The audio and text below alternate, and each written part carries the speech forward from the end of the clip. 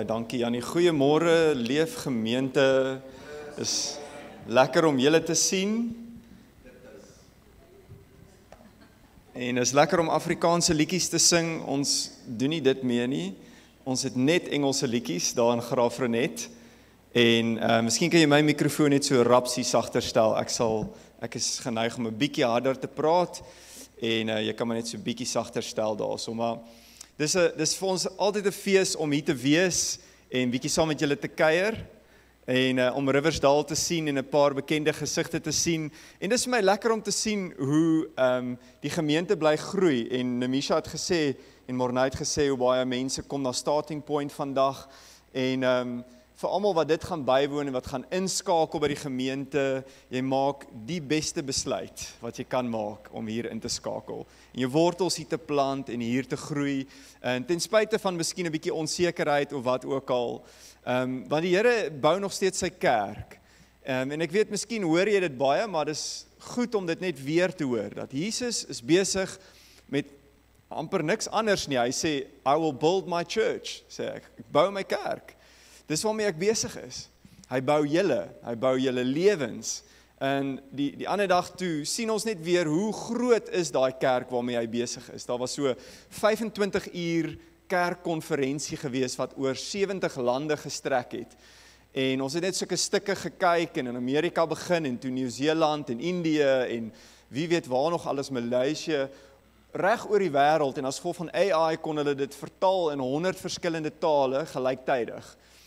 Vir reg oor die wêreld. En die kerk globaal is aan die brand. En dit is wat vir my so spesiaal is. Jy moet so nou en dan net gaan kyk wat gaan buite aan. Want baie keer sê mense, ja, dit gaan verskriklik daar buite.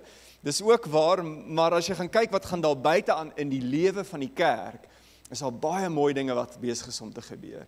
En is daar eintlik herlewing wat plaasvind op kampusse, by studente, universiteite en in baie gemeenskappe. Daar is mense in die moslimlande wat radikaal tot bekering kom, omdat hulle ontmoetings het, persoonlike ontmoetings het met Jesus Christus. Hulle kry visioene van hom, en dan kom hulle tot bekering, en dis lande waarin hulle vervolg word en doodgemaak word, as hulle moslim geloof afsê en vir Jesus kies. Maar dit gebeur, hierdie mense aanbid die Here, en soos wat die vervolging toeneem in plekke soos Indië en China, soos wat die vervolging vererger, so groei die kerk net al hoe meer en meer en meer, want Jesus bou sy kerk, amen, en hy is steeds besig om sy kerk te bou, in New York en in Burundi en in Riversdal ook, amen, en julle is deel daarvan. Jy moenie onderskat wat God deur jou wil doen en in jou wil doen in die gemeente nie. Never underestimate the work of God in your life and in your church, and never underestimate what the power of God can do in your life.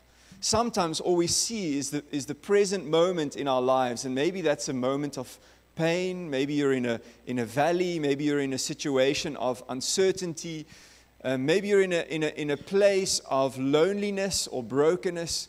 Perhaps you're facing a broken situation in your marriage, but can I ask you to look beyond that present moment and to see where God is taking you and the plans that He has for you. Die planne wat God vir jou het is goed. En dit gaan baie goed met ons, as julle wou weet, gaan baie goed in die Graaf Renet en met Freedom Church, en ons sien so om en by 500 tot 600 volwassenes en kinders op 'n Sondag in die 2 dienste, te veel mense om hulle name te probeer onthou, so ek het opgegee, maar dis 'n wonderlike mengelmoes van mense, en ons kry te doen met die welvaart en die mense wat maar met goed gaan in die samelewing, en met die gebrokenheid in die samelewing. Met mense wat se huwelike uitmekaar uitval, en mense wat ook uit die stof uit opstaan, en wat hulle lewens vir Jesus gee. Jy weet, ons sien mense wat ongelukkig besig is om agteruit te gaan as gevolg van kanker, en dan sien ons mense wat genees is van kanker. So ons sien iets van alles daarso. En die bediening is baie keer so bittersweet. Die ander dag toe was daar 'n ou wat hom laat doop het, en hy getuig voor die gemeente. Hy het gesê, ek was al verskeie male in die tronk, het hy getuig. Ek het nie geweet van hom nie, maar hy staan daar voor die kerk, en hy sê, hy was al verskeie male in die tronk, maar die Here het my daar kom uithaal.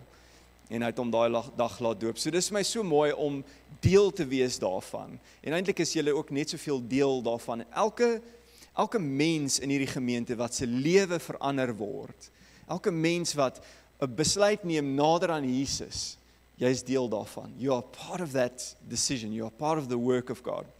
But I want to share with you this morning a message titled Dreams and Desires of the Heart. Dreams and the Desires of the Heart. And I want to invite you to just stand with me for a moment as we prepare our hearts for the Word of God. And maybe just close your eyes, and if you feel comfortable, would you just extend your hands, hold them out before you as we surrender to God this morning so that He can speak to us. We've come this morning, Father, that we don't want to hear a sermon, we want to hear your voice, Lord. We want to hear you speak to us loud and clear. And as we stand, hands stretched out, we just surrender every bit of anxiety, every fear. We give it over to you. Wat se vrese, bekommernisse, wat se angs jy ook al in jou dra, kan ek jou vra om dit net voor die Here nou neer te lê en jou hart net ruim en oop te maak sodat God met jou kan praat. Gee dit oor vir hom vanoggend en net daar waar jy is, vra die Here om tot jou hart te spreek. Sê Here, praat met my vandag. Lord, speak to me. Open my ears so that I'll hear you. Tune my heart this morning to hear what you want to say to me this morning. I pray that as we stand surrendered, Lord, that you would revive the dreams and the desires in our hearts that once were, Lord, and that may have died at some point or may have gone dormant in our hearts, that you would come to revive some of the passions and the longings that you've placed there, that you would come and stir new dreams and new desires as well. And Lord, that it would be to your glory. This morning I pray for your Holy Spirit to blow through this place, and your presence is already here. Make us aware of your presence, and that your Spirit would ignite a fire and a passion in our hearts, Lord God. In Jesus' name I pray. Amen. Amen. Amen. Gaan sit gerus. Gaan sit gerus. Die Here het hierdie boodskap op my hart vir julle gedruk, en ek het klomp ander boodskappe in gedagte gehad, en ek het heeltyd teruggekom by hierdie boodskap. En vir my, een van my gunsteling skrifte in die Bybel is Psalm 37 vers 4. Onthou julle daai ou sonnaarskool liedjie, verlustig jou en hom, en hy sal jou gee die begeertes.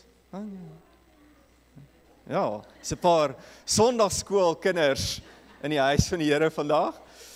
Delight yourself in the Lord and He will give you the desires of your heart. Delight yourself in the Lord and He will give you the desires of your heart. I absolutely love this verse. And it's often been my emphasis to look at the first half of the verse. Delight yourself in the Lord.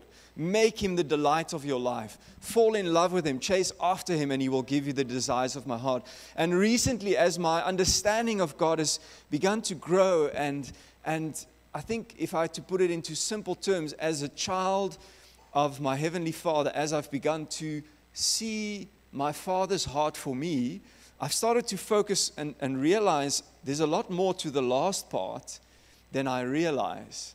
That I've been emphasizing, delight yourself in the Lord and He will give you the desires of your heart. I've been emphasizing the first half, but the Father has been beginning to show me how much He cares about the desires and the dreams and the longings that are in my heart. Die drome en die verlange en die begeertes wat jy in jou hart dra, is vir God belangrik. Dis vir hom belangrik. En miskien is een van die redes hoekom ek nie noodwendig fokus op daai gedeelte nie, is omdat ek miskien groot geword het met die klem op dit wat vir God belangrik is. Dit is nie onwaar nie, dit wat die wil van God is, en gehoorsaamheid aan sy woord is, dis die klem is daarop geplaas in my grootword en in die kerk. En miskien is dit ook jou ervaring. Soveel so dat dit wat ek wil of verlang in my hart, of die drome waarmee ek rondloop in my hart, nie vir God belangrik is nie. Al wat ek behoort te doen, al wat ek net moet doen is, ek moet net my kop neersit en net hard werk en gehoorsaam wees en sy wil najaag en nastreef. Dis nie onwaar nie, dis Bybels, dis korrek, maar hoe meer ons die karakter en die liefdevolle hart van ons Hemelse Vader ontdek in die woord van God, hoe meer begin ons besef dat die drome en die verlange wat in ons harte is baie keer geplaas daardeur om, en dit is eintlik dinge waarna ons kan uitsien en wat ons voor behoort te vra, en dit is dinge wat ons mag najaag, want soos jy sal sien in die woord is dit dinge wat God vir ons gee. I want to read to you a story from Mark chapter 10, verse 46 to 52. And in the story, Jesus and the disciples are on the way, on the road. Maybe they're late for an appointment. They seem to be heading in a direction. They're very purpose-driven. Jesus has a busy, itinerant ministry. He's gone from one place to the next, and he would see people, heal them, heal the sick, cast out demons, preach a sermon, and they'd be on the road within the same day, perhaps. And then they have moments of rest where they would stay with friends or other disciples in their homes, and times where he would retreat as well and he would go and pray. So he was always on the move. There was a high demand preacher. He had a busy schedule, but Jesus was never too busy to stop and take notice of somebody's needs, even an obscure individual in the crowd, even somebody with no status or having no apparent standing in society, the outcasts, the people that everybody else ignored. Jesus seemed to have time for those people. And so this is the portion we're going to read in Mark 10, verse 46 to 52. It says, and so the disciples and Jesus, they came to Jericho. And as he was leaving Jericho with his disciples and a great crowd, Bartimaeus, a blind beggar, the son of Timaeus, was sitting by the roadside. And when he heard that it was Jesus of Nazareth, he began to cry out and say, Jesus, Son of David, have mercy on me. And many rebuked him, telling him to be silent. So in blunt language, they're telling him to shut up, right? Be quiet. This is Jesus. He's way too busy for you. He doesn't have time for your desires right now. Whatever it is that you want, it's not important. Be quiet, right? Nobody wants to hear what he has to say. And Jesus stopped and said, call him. And they called the blind man, saying to him, take heart, get up, he's calling you. And throwing off his cloak, he sprang up and came to Jesus. And Jesus said to him, what do you want me to do for you? What do you want me to do for you? And the blind man said to him, Rabbi, let me recover my sight. And Jesus said to him, go your way, your faith has made you well. And immediately he recovered his sight and followed him on his way. He must have just by hearing had sort of an inkling of where Jesus must have been, because the Bible says he threw off his cloak and ran towards Jesus, right? Maybe knocking some people over on the way. But he had been given the invitation. He had been given the green light. Jesus said, stop, call him. I have time to listen to this man's desire. I want to hear what it is that he wants me to do for him. And coming from a church tradition where most of my life I was taught that it's what I need to do for Jesus, right? It's not what he must come and do for me, because he's not a genie in a lamp, and that's all true. But the emphasis was heavily on being the humble, obedient servants of God, which is absolutely true. But leaving out the loving, caring, gracious aspect of the Father heart of God in our gospel and in our understanding of God is actually detrimental to us seeking God. Because when you have a desire in your heart, but you don't believe that God wants to hear that desire, you don't seek him. When you have a longing and a dream in your heart, as daar 'n behoefte in jou hart is, wat binne in jou brand, maar jy glo nie dat God 'n God is wat behoeftes en begeertes raak sien nie, dan roep jy nie na hom toe uit nie. En ons leef maar altyd dan met God op 'n afstand, en ek skep daai afstand tussen my en hom. God skep nooit afstand tussen jou en hom nie. Dit is altyd ons wat dit doen. Maar ek skep daai afstand, want ek glo nie dit is wie God is nie. Dat God die God is wat sal stilhou, wat sal in die besigheid van sy, wat hy besig is om te doen, die planete aan die draai hou, nee, die oseane half rustig hou, dat hulle nie oor die kontinente spoel nie, die sterre en die sonne in hulle bane, jy weet wat ook al hy besig is om te doen op hierdie huidige oomblik, dat hy nie so besig is nie, dat hy kan stop en sê, kom na my toe. dat hy ons nader roep en sê, wat kan ek vir jou doen? What can I do for you? What would you like me to do for you? And I imagine the disciples turning to Jesus. He's blind, right? Hy wil sien. Jesus, he wasn't getting the cue, right? This is a blind guy. But I want you to notice that this is not by accident. Jesus very intentionally asks this question. Jesus vra vir hom doelbewus, wat wil jy hê moet ek vir jou doen? Want hy wil hê dat blinde Bartimeus self dit uitdruk. Dat hy self nog na Jesus toe kom en sê wat sy hartsverlange is. Wat sy diepste begeerte is. Die drome en die begeertes van ons harte is vir God belangrik. And this is true for all of us, that we all possess dreams and desires. We all possess God-given dreams and desires. There are some, as Trevor Hudson would call it, disordered desires. These things lead to sin, and they often lead to our own pain and downfall. Disordered desires like, I want R1 million in my account. Right, don't we all? Ons nie maar almal dit hê nie, maar ek weet dit is nie noodwendig goed vir my nie. Nee? Ek wil sekere dinge hê in my lewe en dinge waarna ek verlang wat nie noodwendig God gegewe verlange is nie, maar daar is wel drome en behoeftes en verlange in jou hart wat God daar geplaas het. En met die doel daarop dat jy hom sal soek. Dat jy hom sal vra, dat jy na hom toe sal gaan vir dit wat jy nodig het. But so often we don't see those longings and those dreams fulfilled. Ons sien nie daai begeertes waar word nie. En dit voel sedert COVID en die lockdowns, het dit vir my gevoel asof baie mense, en veral in die kerk, het dit vir my gevoel, baie mense het hulle drome en hulle verlange en die planne wat hulle in hulle hart oor gedroom het en met mekaar oor gepraat het hulle begin onderdruk. Nee? So asof dit nie meer belangrik is nie. Daai dinge is geonderdruk en eintlik stel God belang, hy wil hoor wat ons wil hê, wat is in ons harte. God het in die Bybel, in die mense, in die geskiedenis van die Bybel, het hy gereeld, dan sien jy daar is 'n droom, daar is 'n verlange. Abraham en Sarah het hierdie verlange gehad vir 'n seun, vir 'n kind. En op 100-jarige ouderdom, dan kry hulle hom. Maar hulle moes daai behoefte en daai verlange, moes hulle deel met God, hulle moes aanhou bid, hulle moes aanhou vra. Daar was 'n droom om kinders te hê. Moses het verlang om sy mense, die Jode, vry te sien van slawerny in Egipte. Hy wou reg en geregtigheid sien en hy het ongelukkig verkeerd opgetree en hy het 'n Egiptenaar doodgeslaan en toe moes hy vlug vir sy lewe. Maar daai droom en daai verlange was steeds in sy hart. Al het hy vir 40 jaar in die woestyn gaan woon. God bring hom terug. Die drome en die verlange wat ons in ons harte het, is baie keer daar geplaas deur God, want dit bring ons in die planne en in die wil van God in vir ons lewens. Ons sien hoe koning Dawid al het hy self 'n paar foute gemaak in sy lewe, het hy God heelhartig gedien.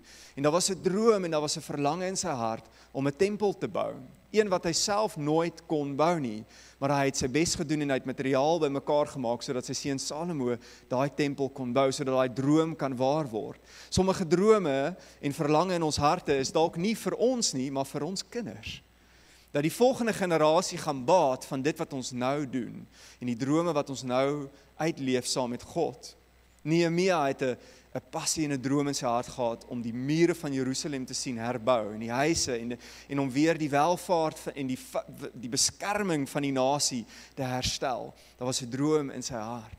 God het daai begeerte gebruik, daai droom, en die mure laat herbou. Die profete het geprofeteer in die Ou Testament, vertel van 'n Messias wat moes kom. Hulle het met verlange uitgesien, sê die Bybel, maar hulle het nooit self daai Messias gesien nie, maar hulle het saadjies van hoop geplant in mense se harte en aanhou profeteer en aanhou vertel van hierdie koning wat in nederigheid gaan kom en hy gaan sy lewe gee vir die mensdom. This king that would come and lay down his life for the people, for the nation. They kept prophesying, and their dream that they carried in their heart, they never saw it never realized. In their lifetime, it would have been generations down the line. And you see, when we stop dreaming and when we stop passionately pursuing the dreams and the desires that God places on our hearts, the next generation suffers as a result of it. The next generation may miss out on some things because we as adults stop dreaming.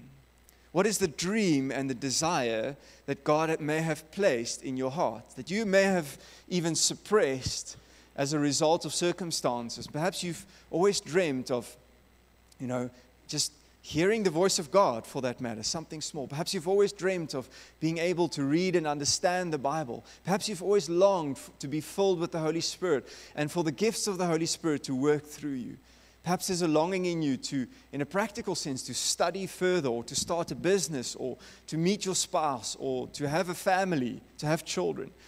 Maybe there's a dream in your heart that's there to do something to change the community, to impact the community in a positive way. These dreams and these desires are things that God places in us. Perhaps there's a longing in you to be free from an addiction, to be free from depression, to be set free from alcoholism or pornography addiction or whatever, to be set free from the hurt and the pain of your past. Perhaps that's a longing that you carry in your heart. Perhaps you've got an itch, a burning desire for your family and friends to know Jesus.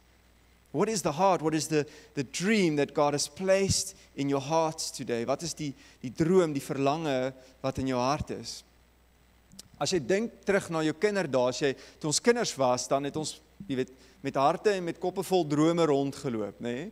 Eendag as ek groot is, gaan ek dit doen, nê? Ons het almal sulke groot planne en drome gehad.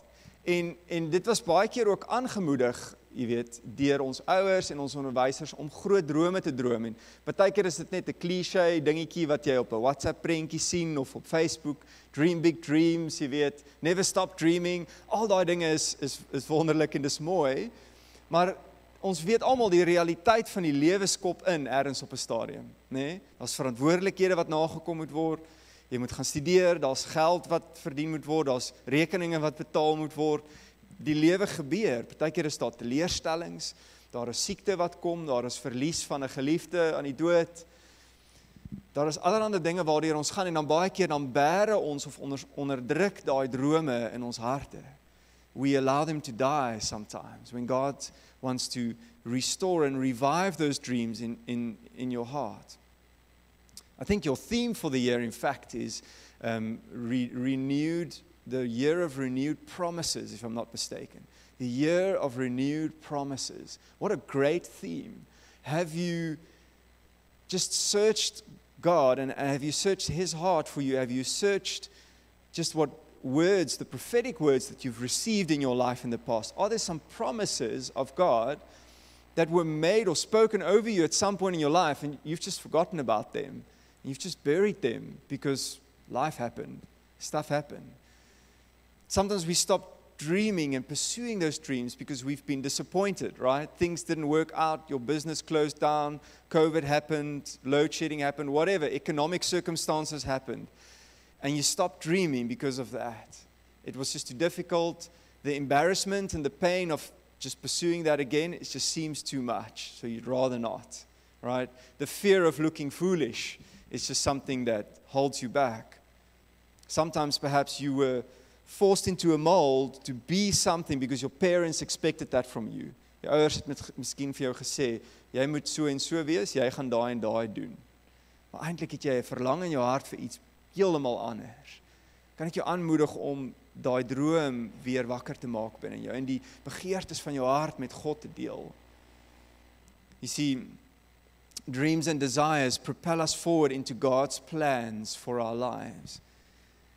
Maybe there's a desire in you to write music, to author a book. Maybe you've always wanted to do that, or to start an online podcast or a website, or you've got a dream and a desire to, start an orphanage, or to be a missionary in Africa.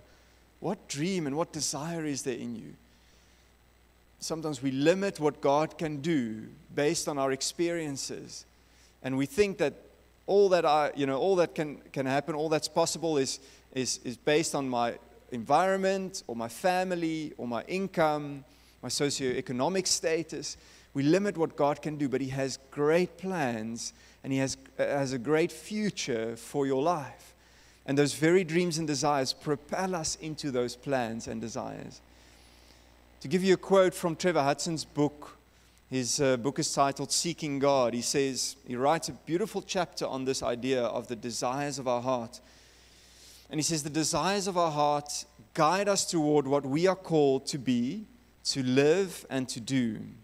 Our responsibility is to choose between those life-giving desires that lead us to become the person God wants us to be, and those disordered ones that take us in the opposite direction. Right? There's some desires that can end up leading to pain and destruction and hurt, but there are some good desires. There are some godly dreams and desires, and God says, discern what I've placed in your heart, discern what I've placed there, and start to walk in those things, start to live out those desires. Recently, I had a challenge at home where our garages lead up out to the road, and there's a school right on the corner, the school that Arne attends, Union Prep School. And because parents obviously stop there to pick up kids, I'd often get parked in, or almost get parked in. So you want to leave the garage, and then there's some car parked in the way. And at first I was gracious, and I'll just accept it, and it's fine. And then at some point, I started to get really frustrated because people would come for sport or a gala or something and then leave their vehicles there, and they were nowhere to be found. So they weren't just there to pick up or drop off or whatever. And then we couldn't actually leave the garage for being at church and all those sorts of things. And at some point, I went on a warpath. Man, I was like committed. I'm going to stop this, right? So I went and bought no parking signs, put them on the wall, right? Very proud of my no parking signs. Got red paint and put like big red lines, there. As if people even care about red lines these days anymore. Mense gee nie om nie, hulle stop net waar hulle wil. En nou staan ek na sal van hierdie skool uitkom, nou staan ek nou maar net casually daar, nou hou ek maar net die mense dop. Want ek gaan nou polisieman speel. Maar ek moet versigtig wees, want baie van die mense kom dalk na my kerk toe, so baie vriendelik, en dan gaan ek na die mense toe, en ek vra ek hulle, het jy die bordjie gesien, het jy die rooi lyn gesien, o nee, jammer, en dan skuif hulle maar hulle karre, maar dan kom die volgende dag, is dan maar net weer iemand anders van die 2000 motors wat daar deur elke dag, wat daar stop.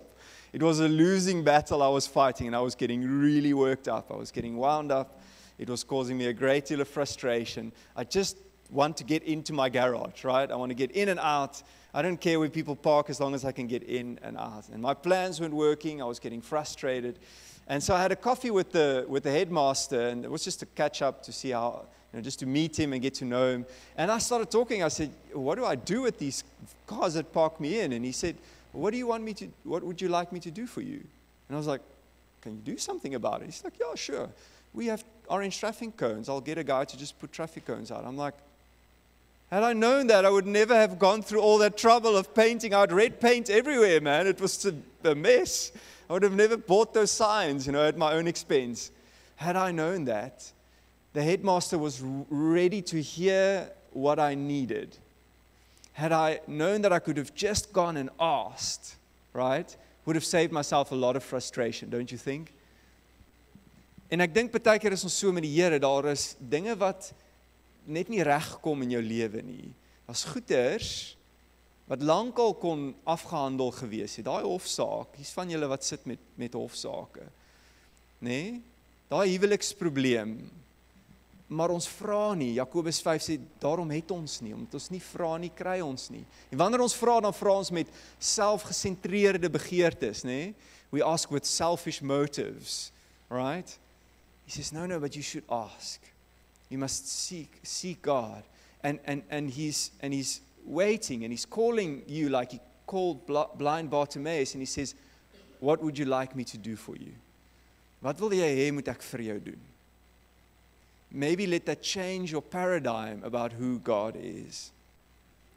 There are some things that God wants to work out in you and through you, and He wants your dreams and desires to guide you in His ways and in His plans.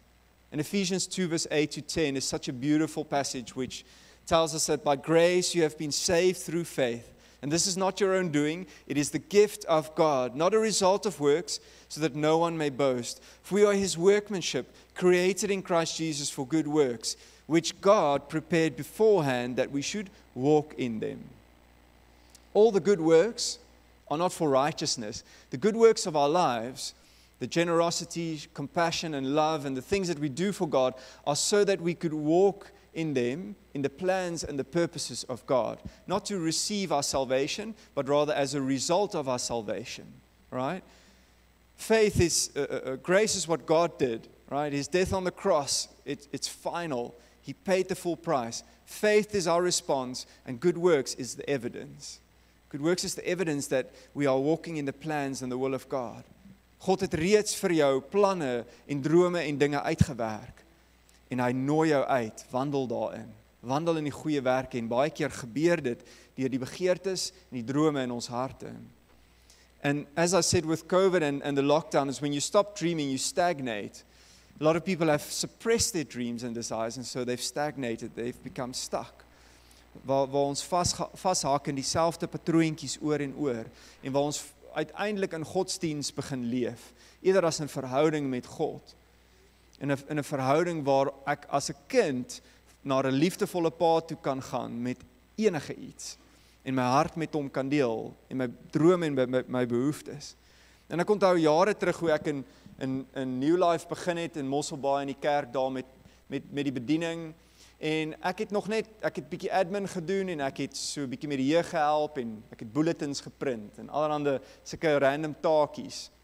En die senior pastoor daar het nie geweldig baie planne met my gehad nie, het ook nie geweet waartoe nie, en een keer toe sê 'n ander pastoor vir my, maar wat is die droom wat die Here in jou hart geplaas het? Maar ek was te skaam om dit te deel, want jy wil tog nie arrogant oorkom nie, nee? As jy 'n droom en 'n begeerte in jou hart is, dan is jy partykeer bang om dit te sê, want jy wil nie lyk of jy voor op die wa is nie, jy weet.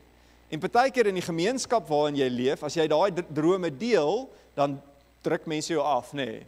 Moet nou nie, jy weet, dink jy's nou so en so en so nie, jy weet. Bly jy eerder maar net daar, want dis wat jou pa was, en bly jy ook maar net daar, nee. Maar die pastoor sit my eendag daar in die spur, en hy sê vir my, wat is die droom wat die Here in jou hart geplaas het? En dit het my 'n rukkie gevat om te besef dat die Here het in my hart 'n droom geplaas om eendag as 'n gemeenteherder, 'n pastoor te werk voltyds. En hy het vir my die droom gegee om 'n gemeente te lei, self te lei. Nie noodwendig net onder iemand nie, maar om die herder en die leier te wees van die gemeente. Toe sê Brent vir my, die pastoor, te sê, droom daai droom. Bring daai droom voor God. Laat daai droom 'n werklikheid word. En as ek dit nie gedroom het nie, en as ek nie toegelaat het dat dit groei in my nie, dan sal ek vir ewig bulletins geprint het. Dan sal ek vir ewig net die chauffeur gewees het, en dit's fyn, dit is wonderlik as ek die pastoor vir ewig kon dien daar, en hom rondry, en sy vrou help met goed, en die kinders, en great, jy begin daar, jy moet daar begin. Maar vir party van julle is jy het gestagneer, want jy laat nie meer toe dat die drome in jou hart ontwikkel en groei nie. Wat se begeertes, wat se drome, wat se verlange het God in jou hart geplaas vandag, wat jy miskien lankal onderdruk het? Wat gemaak het dat jy stagneer? Waarmee is God besig op die huidige oomblik in jou lewe? Wat is die nuut waarmee hy besig is? Nou Morne het hierdie skrif vanoggend gelees.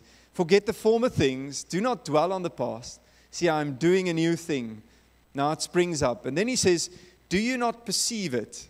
Are you perceptive? Are you aware of what God is doing? What is the new thing? He says, I'm making a way in the wilderness and streams in the wasteland. Israel had become stagnant, and they had become particularly in a rut, in a groove. And God said, no, I'm doing something new, right? Streams in the wasteland, something completely different. Forget what the past was like. Forget the former things.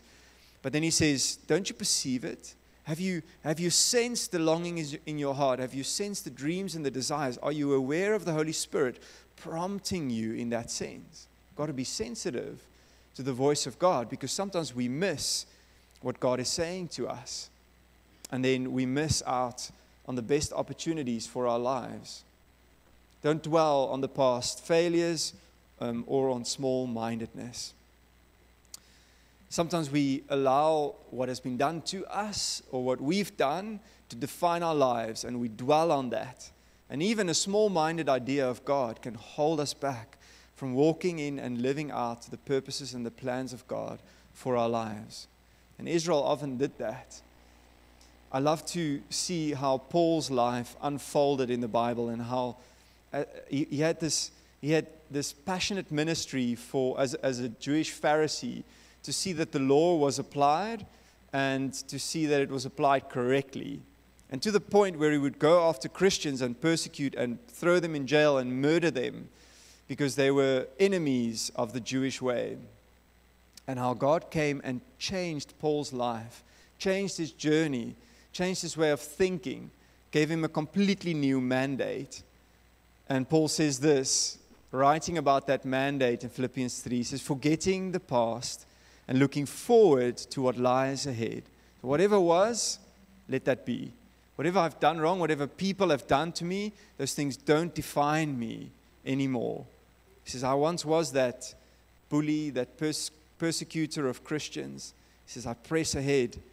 I press on to reach the end of the race and receive the heavenly prize for which God, through Christ Jesus, is calling me. A new vision. Miskien is dit nodig vir party van julle hier vandag, is dat jy 'n nuwe visie kry by God vir jou lewe, want jy wandel nog in die ou visie en dit hou jou heeltyd gevange. Vind uit wat God vir jou het. And then beware of the voices that kill or suppress your God-given dreams and desires. The enemy will definitely try his best to kill what God has planted in your heart. It may just be a seed, it may just be a thought, it may just be a glowing ember in your heart that God wants to fan into flame. Don't allow the voices of parents sometimes, don't allow the voices of society, the expectations of your society to define and to suppress what God wants to do in you. Don't allow the voice, most of all, the voice of the devil to define and to suppress what God wants to do in your life. Israel had been in exile in Babylon, and they had somehow just accumulated some prophets who were just giving them false ideas and false dreams. And I want you to see what God says to them in Jeremiah 29. He says this, "For thus says the Lord of hosts, the God of Israel, do not let your prophets and your diviners who are among you deceive you, and do not listen to the dreams that they dream. For it is a lie that they are prophesying to you in my name. I did not send them, declares the Lord." There are some voices in your life, and there's some influences that God wants you to know, I didn't send them, right? There are some negative prophetic words, fake prophetic words, that are actually lies that may have been spoken of you. God wants you to know today, He didn't send them. You've got to discern. And then, for thus says the Lord, when 70 years are completed for Babylon, I will visit you, and I will fulfill to you my promise, and bring you back to this place. For I know the plans I have for you, declares the Lord. Plans for welfare and not for evil, to give you a future and a hope. Then you will call upon me and come and pray to me, and I will hear you. You will seek me and find me when you seek me with all your heart. He has plans for you, like He had for Israel. He has purposes for your life, and He has planted dreams and desires. Hy het behoeftes en begeertes en drome en planne in jou hart geplaas. Moet dit nie onderdruk nie. Gebruik deur die Heilige Gees goeie oordeel om uit te vind watter is goed vir my, watter lei na lewe toe en watter lei nie. Gebruik goeie oordeel, maar dan bring daai begeertes voor die Here vandag. Bring daai drome en daai planne voor die Here vandag. Express your dreams and desires to God. He wants to hear it from your mouth. He wants you to hear you express that. I want to invite the worship team on up, and I want to invite you to stand. And we're going to sing a song as we close, but before we sing, I want to just invite you to stand with me and then just to imagine being that blind beggar on the road. Stel jou voor, jy is blinde Bartimeus en jy is daar op die pad. En daar is so begeerte in jou hart, daar is 'n verlang in jou hart vir iets. En Jesus kom nader en hy roep jou nader en hy sê, kom hier na toe, kom na my toe. Hy sê vir jou, wat is dit wat ek vir jou kan doen? What would you like me to do for you?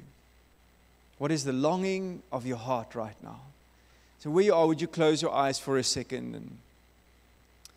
And again, if you're comfortable doing that, extend your hands as a sign of surrender.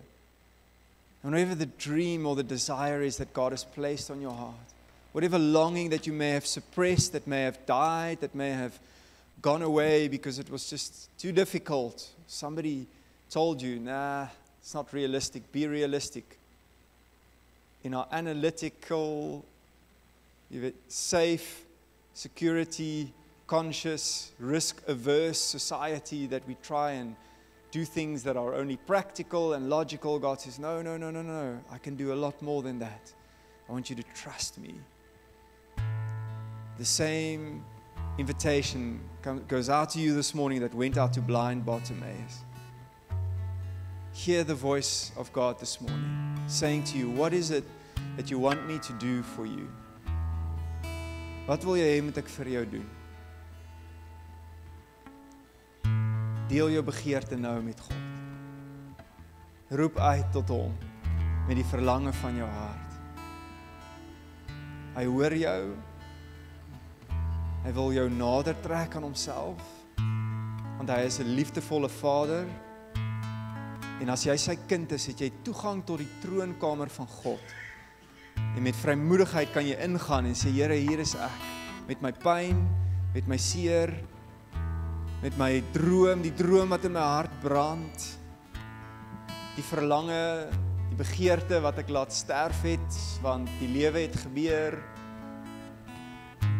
Hier is ek, Here, met my droom. God is saying, dream again. Bring your desire to me. What is it that you want me to do for you right now? God wants to hear that from you. Would you express in your own language, in your own words, express to the Heavenly Father this morning what it is that you want Him to do for you, just where you are.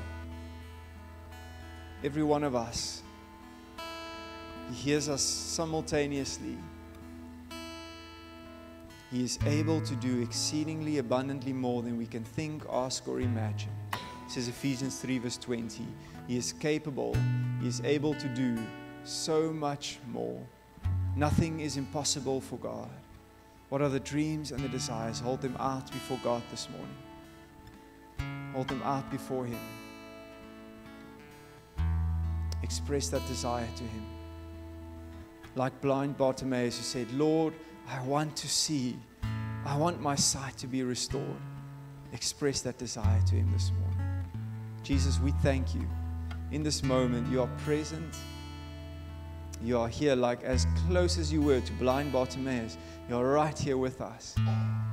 And we will shift our understanding of you right now. We will have a bigger picture of you.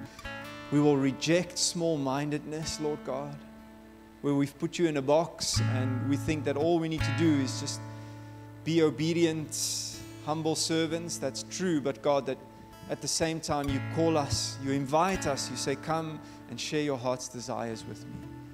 We come to you this morning with those desires because we know that you love us and that you have good plans for us.